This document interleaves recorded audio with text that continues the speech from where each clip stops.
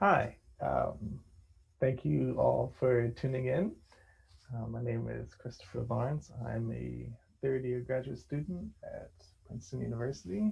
I'm in the Department of Ecology and Evolutionary Biology, and today I'll be presenting on some of the work that I did in my master's, which, as you can see here, it's on bed bugs, which are these creepy crawly things that go bump in the night and suck your blood. And so this work was done at the University of Tulsa, as you can see. So I studied bed bugs, and bed bugs are pretty disgusting, depending on who you ask. I studied them for 2 years, and this is kind of what it looks like when you have a bed bug infestation. They're kind of hard to tell apart from each other. They kind of look like these, brown spots that just kind of hide inside of your mattress.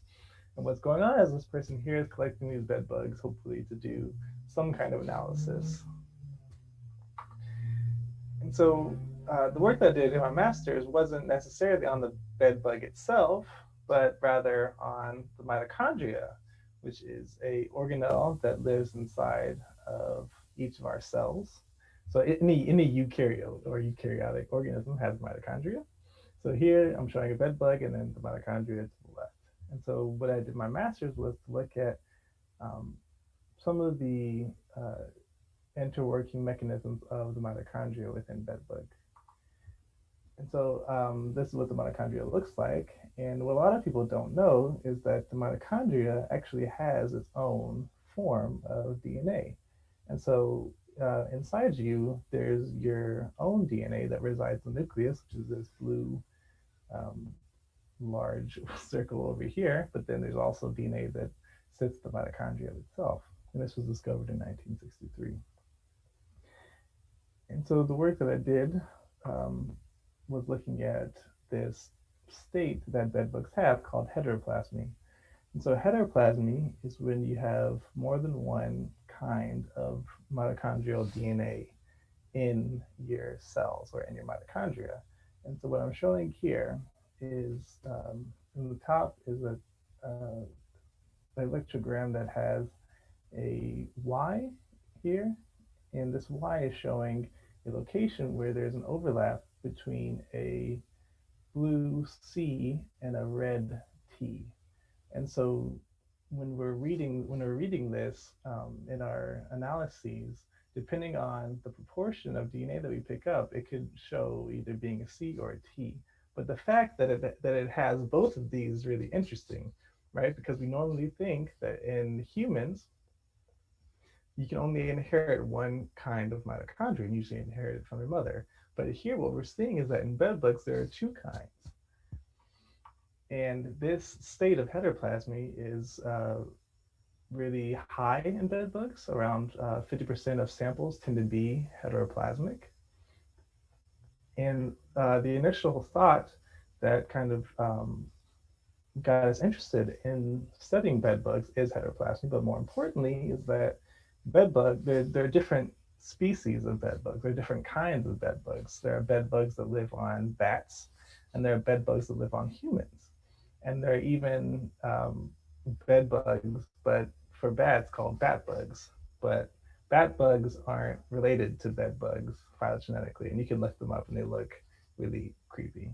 But anyway, we're focusing on bat bugs, bed bugs on bats. So there are multiple ways in which heteroplasmy can exist. One way that is common is called mitonuclear transfer. And so what this figure is illustrating is that part of the mitochondrial DNA can excise itself, move to the nuclear DNA, and then insert itself there. And so that's really interesting because like there's almost like a crosstalk between this nuclear DNA that we all have and this mitochondrial DNA that we all have. However, in bedbugs, mitonuclear transfer isn't really common. And so this figure is showing another form of 29 another form of heteroplasmy that exists in bedbugs. Here we're showing more variants, but more importantly, there are multiple kinds of mitochondrial variants. that exists in a bed bug, not just a one-to-one variant as we saw before, but there are more than one mitochondrial variant that exists. And so that's pretty interesting because that kind of rules out this mitonuclear transfer because we'd expect there only be one strain, but here there are two strains, and so we're trying to figure out where might there be another mitochondrial DNA that could have transposed to the nucleus. And this is kind of interesting because within humans, this state of heteroplasmy can cause disease. And so on the left, um, this is a human cell, and these kind of ragged red fibers that you see here surrounding this blue cell is caused by mitochondrial deficiency. And if mitochondrial deficiency is inherited, it can cause you to go blind if it's in the right cells. So just mitochondria are important for human health, and that's what also made it interesting. So this is another figure showing how we like to think of mitochondria being inherited. So mitochondria, you only inherit mitochondria from your mother, but your mother and your father both put together their DNA to give you your nuclear genome. And for the last 60 years or so, this has been the line of thinking that mitochondria can only be inherited from the mother, that there is no other way that mitochondria can get into your cells. But this kind of presents a little bit of a problem. And it's what's known as a bottleneck. So on the left, I'm showing these circle of population of blue squares and red squares and blue circles. And we can take this population and split it up into different circles. And depending on the circle that we pick, we have different subset of the original. So you imagine that if on the left in this large circle, if this is all the mitochondria that you have in your mother, and you only inherit a small amount of that, and your offspring only inherit a small amount of that, you're increasingly subsecting the original population. And unfortunately, this can cause mutations and can cause inbreeding. And so on the left are the Habsburgs. They have this famous Habsburg jaw that was due to inbreeding. And on the right are my favorite herpetology superheroes. But there are other things that are important that this bottleneck can cause. In larger populations, it can cause an extinction vortex where you have a small population, you have inbreeding, evolutionary variability, you have some fitness consequence, you go to a smaller population, and you kind of repeat. And we can kind of think that we already have a small population of mitochondria that we inherit from our mother. And then if we only pass on that small population to our offspring, it's going to go through inbreeding and it'll lose genetic variability, and then there might be fitness costs. So given that we know most of the mitochondria can only be one kind, or a subsect of one kind that we inherited from our mother, where does this variation come from? Right? Where does the C variant come from? Where does the T variant come from? How is it possible for them to live in this state? And how is it possible for this to even come about? And my initial thought for this was, well, it has to be recombination. And recombination is where two different DNA strands will recombine with each other, or they'll kind of exchange information and form a new strand of DNA. And for the last 60 years, it's been thought that mitochondria don't recombine, or they can't recombine, for many of the same reasons that we thought that mitochondria are only inherited from the mother. And I didn't really like this line of thinking because it kind of assumed a lot and assumed that we knew a lot about mitochondria, and really we just kind of been using them as a placeholder before we could do larger genomic analyses or have the ability to. And so I didn't think that recombination was so far off that every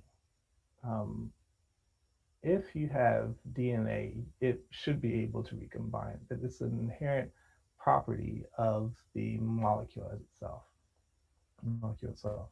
But a little backstory here is that before mitochondria were a part of our cells, they used to be free living bacteria. And our cells, millions and billions of years ago, took in the first mitochondria and kind of domesticated it to be the powerhouse of our cells, as we all like to say. And so, because the mitochondria was once a free living bacteria, we can think that at one point it must have been able to recombine its own. So why don't we think about recombination in the mitochondria as it is now? And so I had two questions for my first part of my dissertation or my master's thesis, trying to figure out, does the mitochondria contain the ability to recombine, and if so, why? What could it do? Why would they want to be heteroplasmic? Are there advantages of being heteroplasmic? And to do that, I did some genetics and genomics, but for the time being, all we need to know is that the mitochondria has its own sets of genes. Some of them are non-regulatory, or some of them are non-coding, some of them are regulatory. And what this figure is showing is that there are different kinds of changes in the structure of DNA. There's a duplication where you take, one gene or two genes and you duplicate them. There's inversions where you flip them around. There's deletions where you crop them out. Insertion where you give it, or you might insert another gene into one's location, or a translocation where you shuffle them around. And there are multiple ways where all of these can happen at once, and you can like shuffle them around, throw different cards. It's kind of crazy. And so the first step to understanding if there was recombination going on in the mitochondria was to look if there are different rearrangements of the genes of the structure of the DNA already. And this I found that. In fact, I found, well, one, two, three, four, five. Found eight different gene orders, and each of these is kind of a rearrangement of the previous one. And if we go back to say this one, so each of these is a gene, in red is NAD1, and if you look at gene order 2, you can see there's been a duplication of NAD1. And if we compare that to gene order 3, well, the red box has moved down. It's moved further away from the original. And in gene order 4, there's been a duplication, a gain, right, of NAD4, this gray box down at the end. And then there's, different mixtures of those things going on. And so I thought, so we know that they're different genes being exchanged, they're hopping around and moving around. And that kind of looks like the pathway of recombination, because there might be double strand breaks. Oops, right? Yeah, there's double strand break, there's rejoining, and this is homologous recombination, showing us that this is the way that DNA can be exchanged between two different strands to create a new strand. And so we know, now that we know that the genes are being exchanged, being rearranged, being moved around, we want to know, well, how is that happening? What is the architecture? What is the molecular mechanism that's allowing to do that? And this kind of relies on some work that I did in my undergrad, looking at G4 quadruplexes. And so the short is that there are 4 different base pairs, A's, T's, G's, and C's in your DNA. And one of them is guanine, which are these G's. And what's interesting about G4 quadruplexes is that your DNA can form multiple bonds, right? So to go back before, can I go back? Okay, come on. So here, what I'm showing is that there are, this is like the normal base pair between two different DNA strands, right? but this relies on A binding to A or A binding to T, G binding to C. But what's interesting is that under a certain regime or a certain maybe um, environment, the G's can bond to each other, right? So they kind of like form this knot of DNA where they talk to each other instead of talking to the other base pair like normally. And this is what's called Hooke's base pairing, where the normal base pair of A and T, instead of doing that, it's like the T and the G gets together and they kind of like sit up next to each other. And it's a form of hydrophobic interaction that uh, is not normal in the DNA strand. And these G4 quadruplexes do some interesting stuff throughout the genome. They can alter transcription. They can protect your telomeres, which are important for aging. They can alter replication, turn genes on, turn genes off, and they can alter the different proteins that are being made. And there is a paper that was published that found that G4 quadruplexes can cause instability in the function of the DNA itself. So think that the more G4 quadruplexes you have, the more unstable the gene or the DNA strand might be, and that can cause some of these um, mechanisms to kind of like halt or to falter and to kind of break apart. And they can even cause um, some larger pieces of DNA to jump inside. So there are certain viruses that live in your genome that can look for the location of these G4 quadruplexes and insert themselves there. So to get at that, I kind of needed to try to better understand where these G4 quadruplexes were, and how they might be interacting with the different polymerases that bind to your DNA and to replicate it. And so what this is showing is the way that the mitochondrial DNA is regulated. Um, yeah, and we're just seeing here that the different polymerases will bind to replicate your genome, but you can imagine that if there's a large knot of DNA that sits on this, and when any one of these polymerases is running along, it might fall off, or it might inhibit the perfect replication of the DNA. And so, and we knew what G4 quadruplexes were. We knew that we had found them in the mitochondrial genome, but the question was, well, where are they? And when we looked at the location of G4 quadruplexes and with the double-stranded breakpoints, so where the DNA was breaking off from itself, we found that they were significantly associated with that location.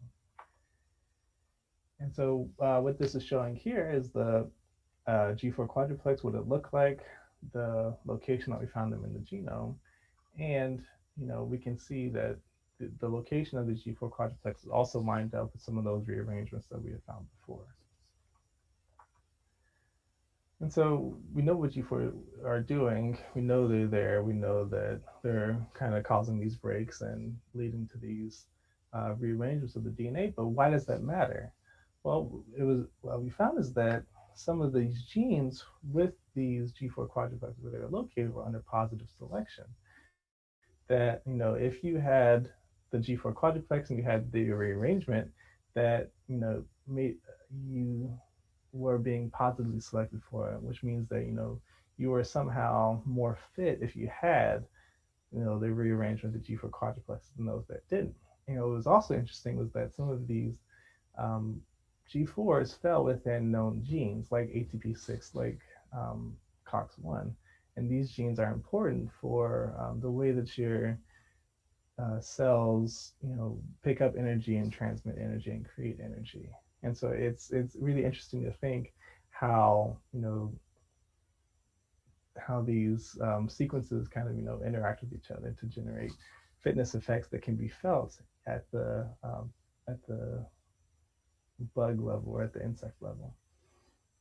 And so we know what they're doing. We know that they're being selected for, but what's the mechanism? How might it be propagated?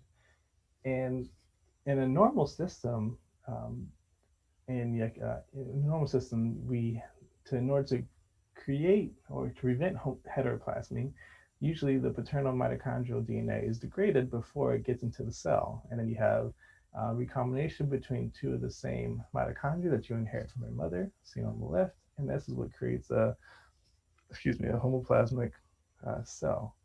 But if the paternal mitochondria from the sperm isn't degraded, it's very possible that it might allow for another mitochondrial genome to enter into the same cell, and that could create something that's heteroplasmic, seen here. And so this is what we think is going on in bedbugs, that the paternal leakage might be going on, that the paternal DNA mitochondria isn't broken down. It gets um, into the zygotic egg, and then that's what creates this heteroplasmic sequence.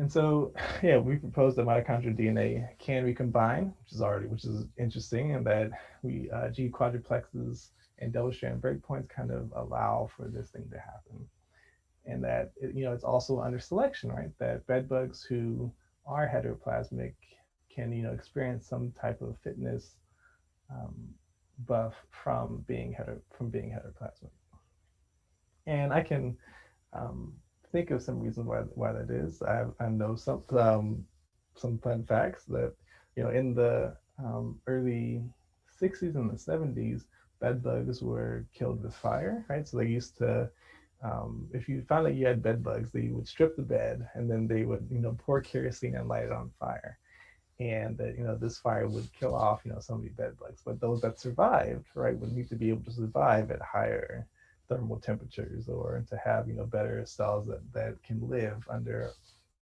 hot conditions or cold conditions.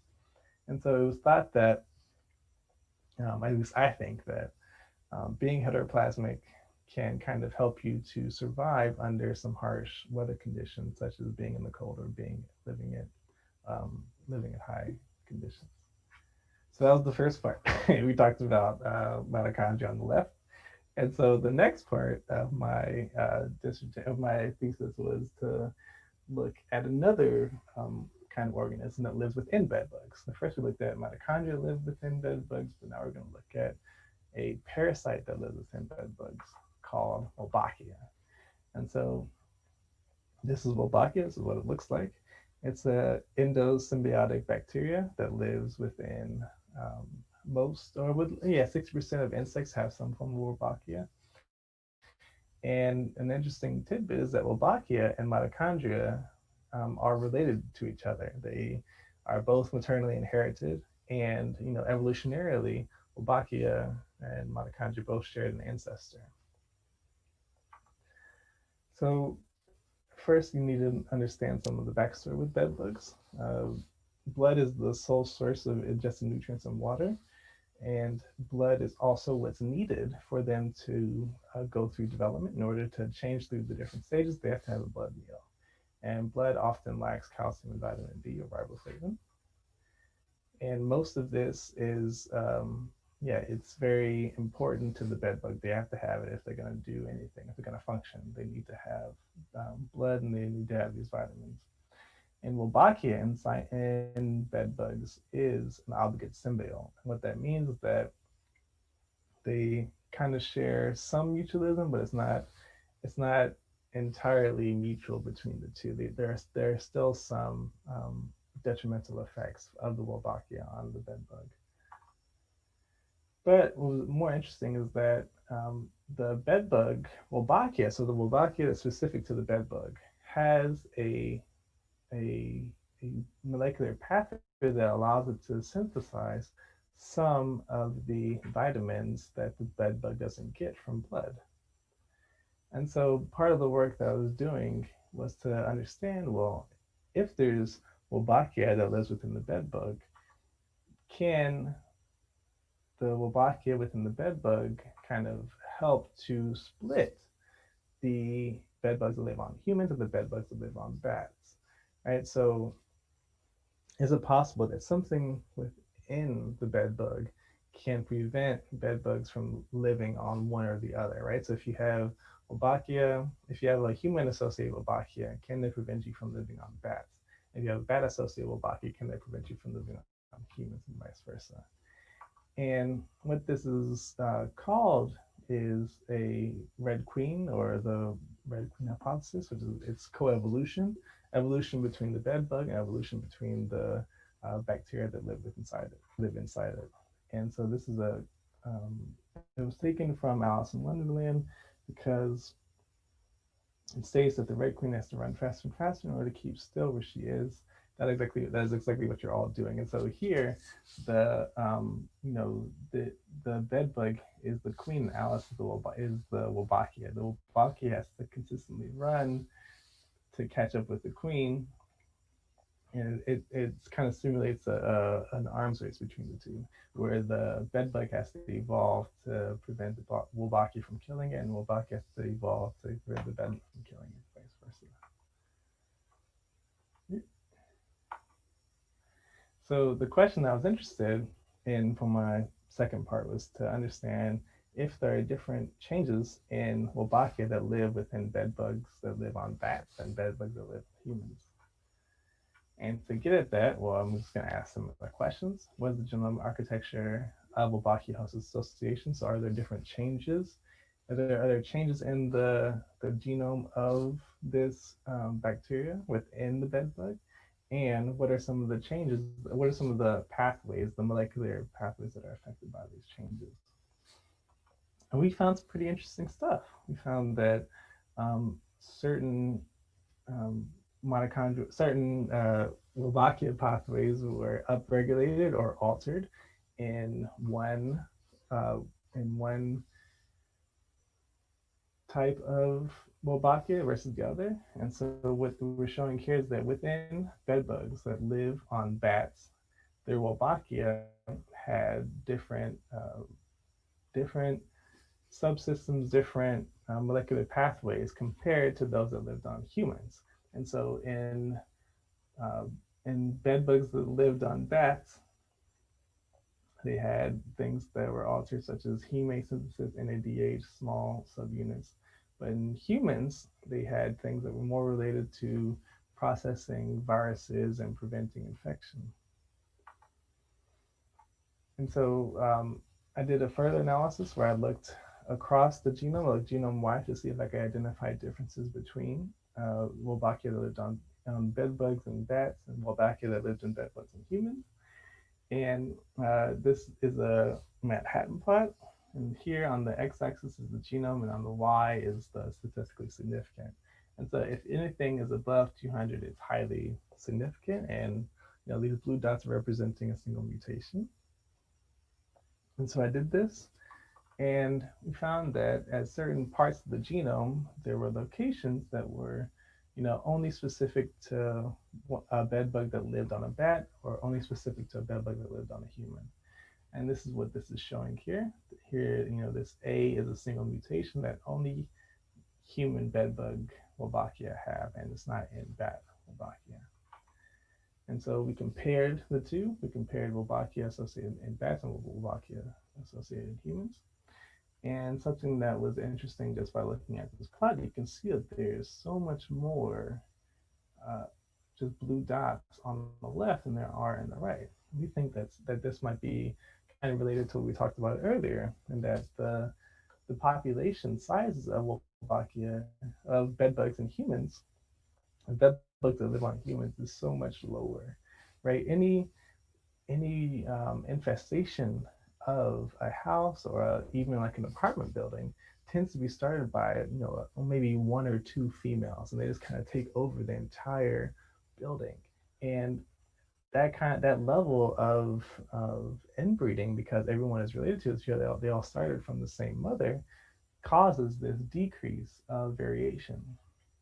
Whereas in bats fly all over the world. They live in caves, live in houses, they live in colonies. They see a lot more of each other than humans who might have infestations of bed bugs.